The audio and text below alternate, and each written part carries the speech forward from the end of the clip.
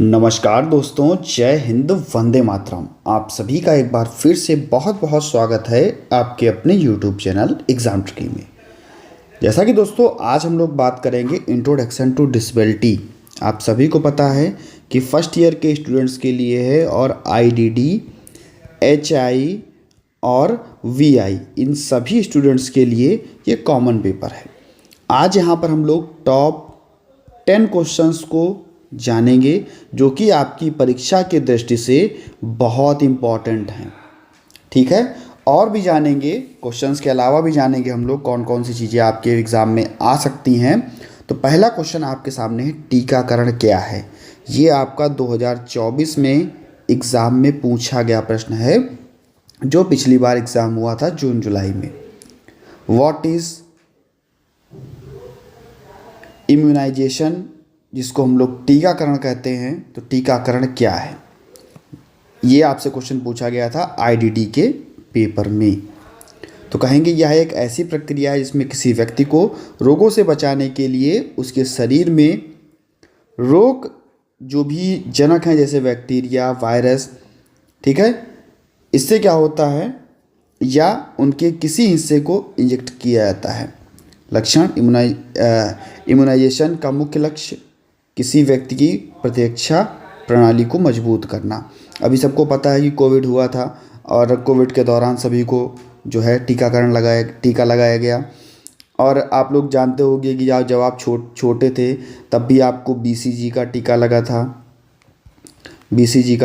था, DPT का टीका लगा था, हाँ है ना। और पोलियो के टीका तो मान लीजिए सभी ने पिया होगा, पोलियो 2 बूंद जिंदगी थी। ये सभी किसके अंतर्गत, जो हमारी रोग प्रतिरोधक क्षमता को बढ़ाते हैं, ठीक है, रोगों से लड़ने में मदद करते हैं। तो ये क्या होते हैं, हमारे टीके होते हैं।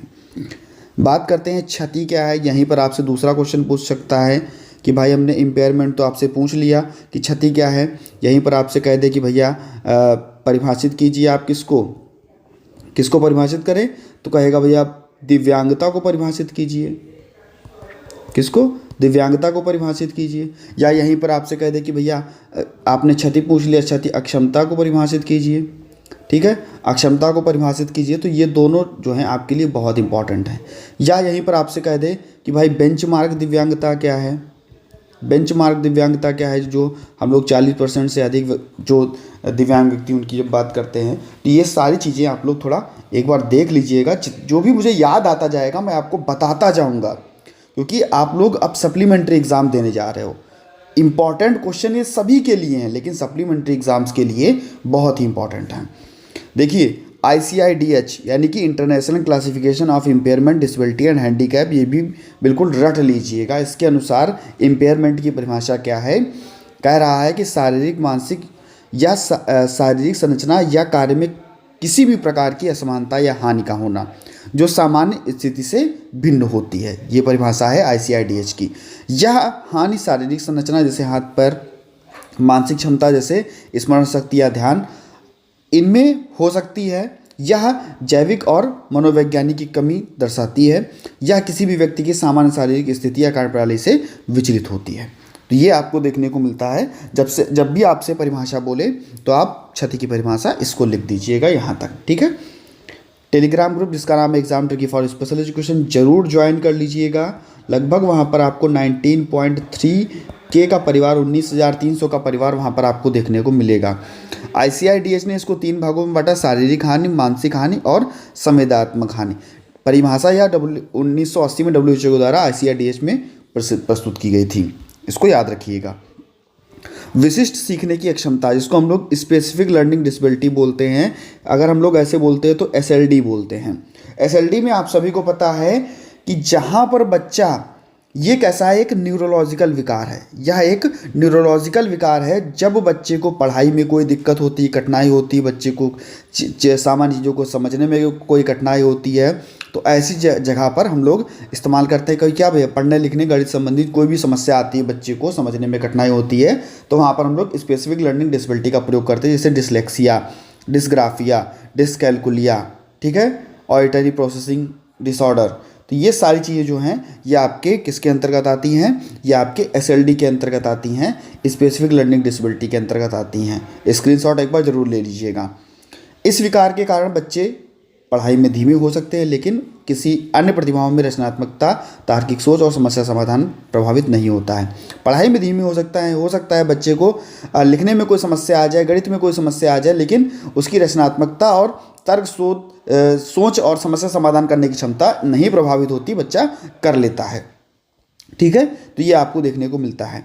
वाणी विकार की जब भी बात करता है, what do you mean by speech disorder, सभी क्वेश्चंस आपके पेपर में आए हुए हैं, कभी ना कभी पेपर में पूछे गए हैं।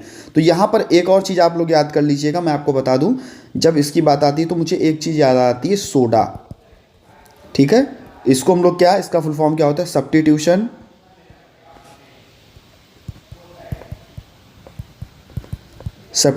ओमिशन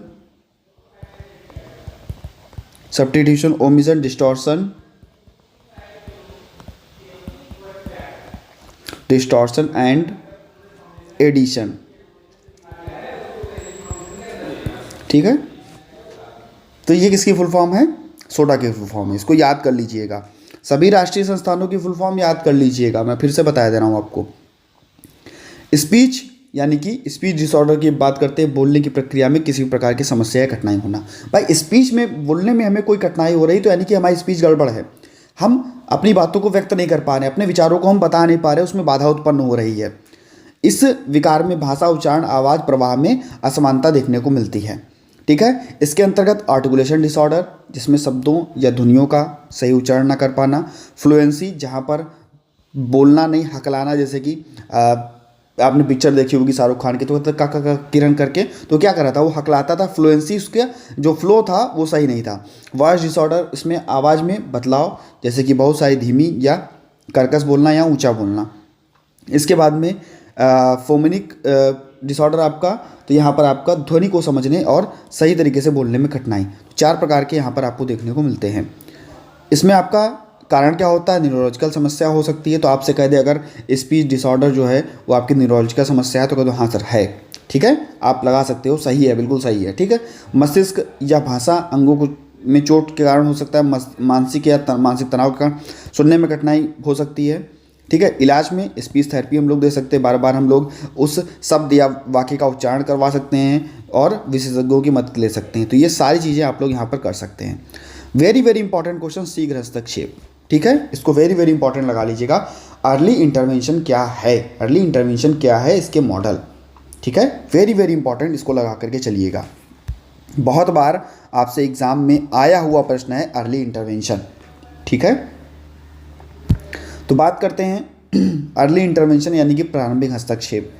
जब हम लोग प्रारंभिक हस्तक्षेप की बात करते हैं तो बच्चे के विकास में आने वाली किसी समस्या या देरी को उनके जीवन की शुरुआती वर्ष, जैसे जन्म से 6 वर्ष तक में पहचानना और उचित सहायता प्रदान करना। जल्दी से जल्दी यानी कि जन्म से 6 वर्ष तक अगर हम किसी भी चीज़ को पहचान लेंगे और उसको हम क्या करेंगे, उचित सहायता प्रदान कर देंगे, उचित सहायता प्रदान कर देंगे। जैसे कि कोई भी शारीरिक, मानसिक, भाषाई, सामाजिक, भावात्मक कोई भी कठिनाई बच्चे में है, नॉन स्टॉप दोस्तों आपको मैं पढ़ा रहा हूँ यहाँ पर, तो वीडियो को लाइक करने को हमको ना बोलना पड़े कि भैया आप वीडियो को लाइक करो, सभी तक शेयर करो। ठीक है, ये सब मुझे ना बोलना पड़े, नॉन स्टॉप पढ़ा रहा हूँ, यानी कि non stop 10 question non stop, सारी वीडियो दोस्तों आप लोगों के लिए। ठीक है, अब आपको समझना है कि कितना आपको शेयर करना है। ठीक है, इसमें क्या होगा, लक्ष्य क्या होगा, बच्चे का विकासात्मक देरी जो हो रही है बच्चे में उसको हम कम कर सकें।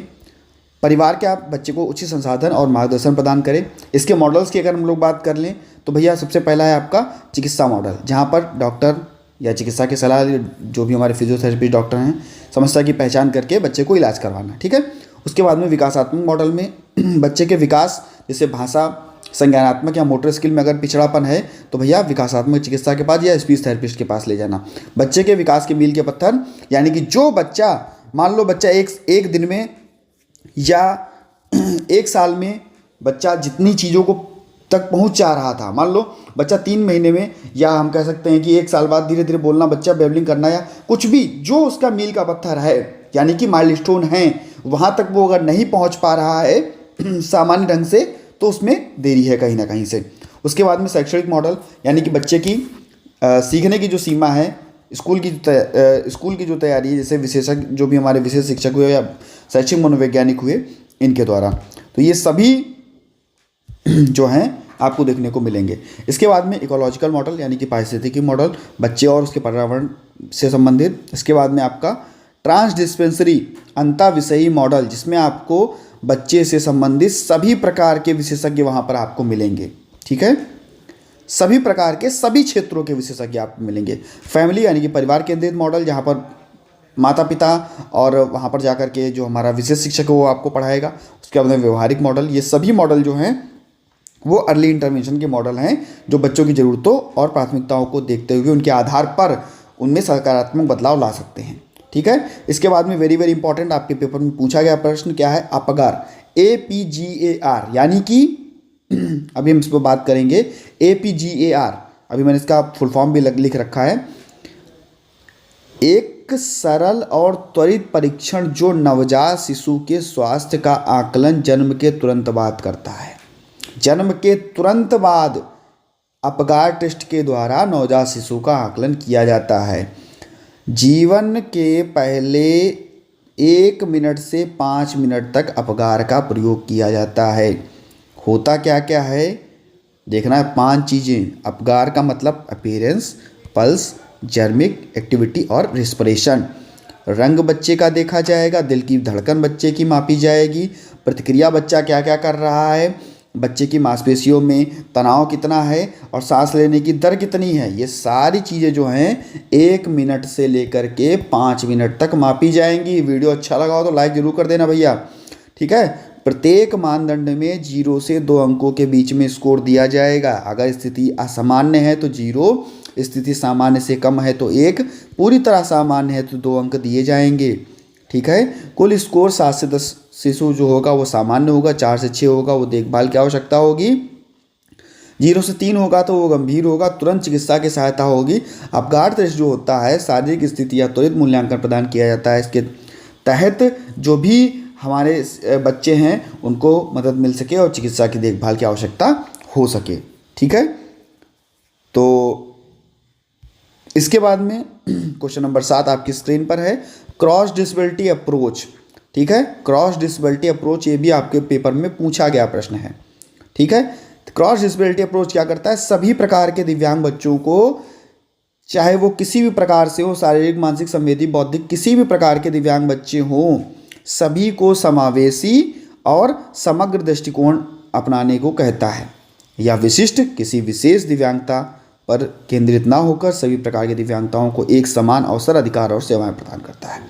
या ये नहीं कहता कि आप इस दिव्यांगता के हो तो आपको ये नहीं मिलेगा, आप सभी को समान अवसर मिलेगा, सभी को समान अधिकार मिलेंगे और सभी के लिए समान सेवाएं प्रदान की जाएंगी। मुख्य विशेषता, सभी प्रकार के दिव्यांग बच्चों के लिए समान अधिकार देना। समावेशन, हर प्रकार के बच्चों के लिए समावेशी समाज का हिस्सा बनाना। सभी प्रकार के दिव्यांग बच्चों को संगठन और व्यक्तित्व के लिए उनके क्षेत्रों को बढ़ावा देना। सार्वभौमिक डिजाइन, ऐसी सेवाएं जो कि नीति बना सकें और हर प्रकार के दिव्यांग बच्चों को अनुकूल बना सकें। उद्देश्य क्या होगा, दिव्यांग बच्चों के लिए किसी भी भेदभाव के अवसर को प्रदान कराना, जो भी भेदभाव है उसको कम करना। ठीक है, बिना किसी भेदभाव के उनको नया अवसर मिल सके, उनके अधिकारों, शिक्षा, रोजगार और सामाजिक भागीदारी को बढ़ावा देना, उसे सामाजिक समानता को सुनिश्चित कराना। क्रॉस डिसेबिलिटी अप्रोच यह मानता है कि हर व्यक्ति की ज़रूरतें अलग होती हैं, लेकिन इन सभी के समानता और सम्मान का व्यवहार, इनके साथ समानता और सम्मान का व्यवहार किया जाए जिससे कि ये बेहतर हो सकें। ऑटिज्म स्पेक्ट्रम डिसऑर्डर, जिसको हम लोग ASD के नाम से जानते हैं। ऑटिज्म स्पेक्ट्रम डिसऑर्डर क्या है, यह एक न्यूरो विकासात्मक विकार है जो बचपन में प्रारंभ हो जाता है। इसमें बच्चे में सामाजिक व्यवहार, संवाद और बच्चों की रुचियां इसमें प्रभावित होती हैं। स्पेक्ट्रम यानी कि एक प्रकार का मिलता जुलता, हम कह सकते हैं बहुत सारी समस्याओं का एक गुच्छा जिसको हम लोग कहते हैं। ठीक है, इसमें बच्चा प्रभावित होता है। इसके लक्षण क्या क्या होंगे इस पर हम लोग चर्चा कर लेते हैं। आंखों में संपर्क ना करना, सामाजिक संपर्क में, भावनाओं को समझने और व्यक्त करने में परेशानी, लोगों को दोस्ती करने में कठिनाई। समस्या, जो भी संचार की समस्या है, बहुत नहीं बोलेंगे, दोहराव वाक्य का बार बार करेंगे। ठीक है, संकेतों और हाव भाव के माध्यम से को समझने में इनको कठिनाई होगी। दोहरे और दोहराव वाले व्यक्ति बार बार रिपीट करेंगे, बार बार एक चीज़ों को बार बार चीज़ों को एक ही क्रम में रखना पसंद करेंगे, छोटी चीज़ों को में रुचि लेंगे और पंखे घुमाना पसंद करेंगे। ठीक है, उसके बाद में संवेदनशीलता, तेज आवाज़, रोशनी, स्पर्श के माध्यम से काफ़ी सेंसिटिविटी होते हैं। ठीक है, चीज़ों को छूते नहीं हैं, ठीक है। सेंसरी इनमें बहुत ज़्यादा होती है, सेंसरी इश्यूज़ बहुत ज़्यादा होते हैं, सेंसिटिविटी होती है चीज़ों को छूने और में ऐसे महसूस करते हैं।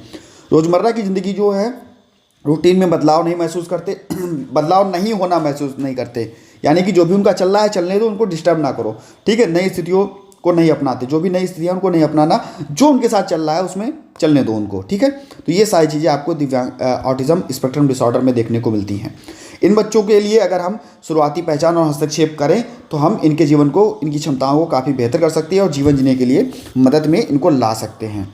तो ये सारी चीज़ें बहुत इंपॉर्टेंट हैं। इसके बाद में अगर हम लोग बात कर लेते हैं भैया, दिव्यांगता के पूर्ण और जन्मजात कारणों के बारे में विस्तार से लिखिए। क्वेश्चन नंबर 9 आपकी स्क्रीन पर है। तो यहाँ पर प्री नेटल और नेटल काजेस की बात कर रहा है ऑफ डिसेबिलिटी, ठीक है। ये भी क्वेश्चन आपके पेपर में आया हुआ है, प्री नेटल, ठीक है। जैसे हम लोग कहते हैं जन्म से, बच्चे के जन्म से पहले गर्भाधारण के दौरान होते हैं।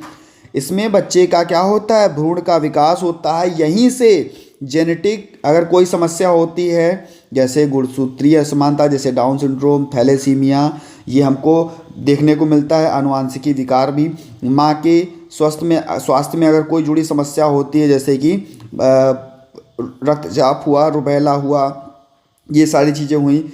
अगर माता ड्रग्स या इन सभी चीज़ों का सेवन करती है तब आपको देखने को मिलेगा। गर्भावस्था के दौरान चोट लगी, ऑक्सीजन की कमी हुई, तब देखने को मिलेगा।